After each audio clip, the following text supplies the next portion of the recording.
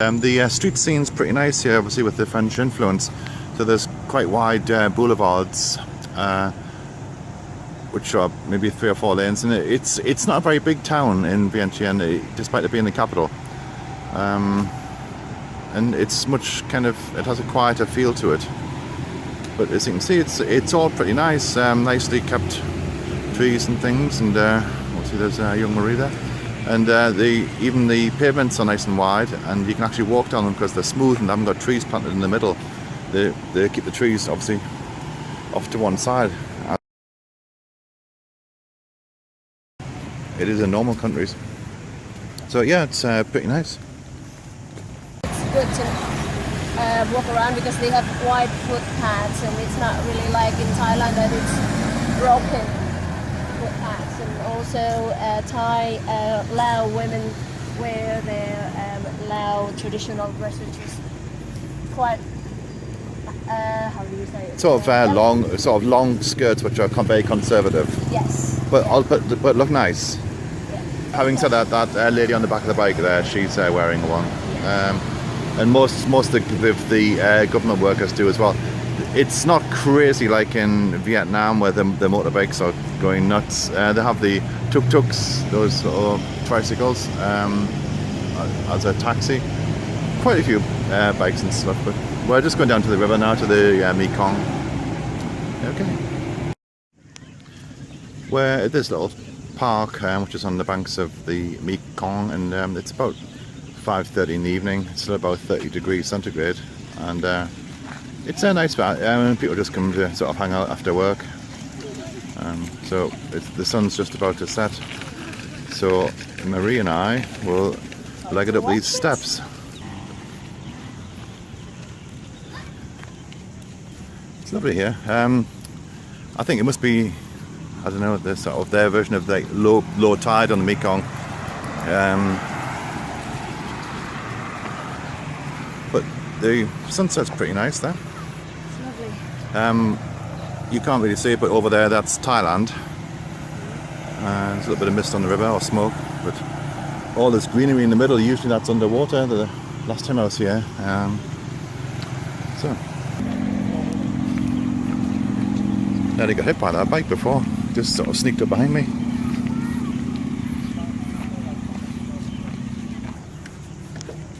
At the end of the park, there's at Western End, it gives way to this night market, which is just like every other Asian market.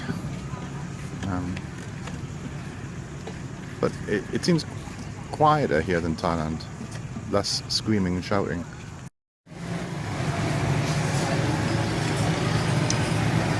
As you can see, the power motor there,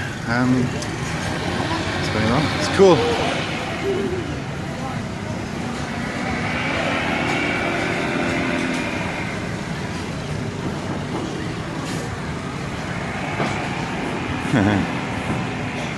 Reminds me of my flying days. There's a little bit of mist just coming down the river now. Anyway, we're at Bo Ping Yang, which is like the balcony bar here, which is lovely, just above the market that we walked through before, and having our first Bia Lao of the evening. And just came across this place, which is a hotel and conference centre, but the lights are lovely, and it was where they recently had a kind of ASEAN conference, the Association of Southeast Asian Nations, and I think Obama was here and a few others, and this is where President Duterte had his famous or not so famous non-meeting with Obama. Yeah, it looks the part.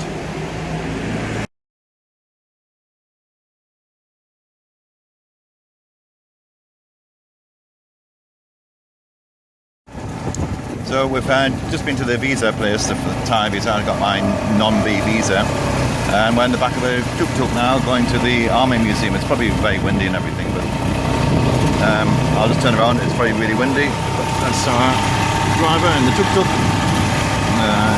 the Marie. So I'll report later.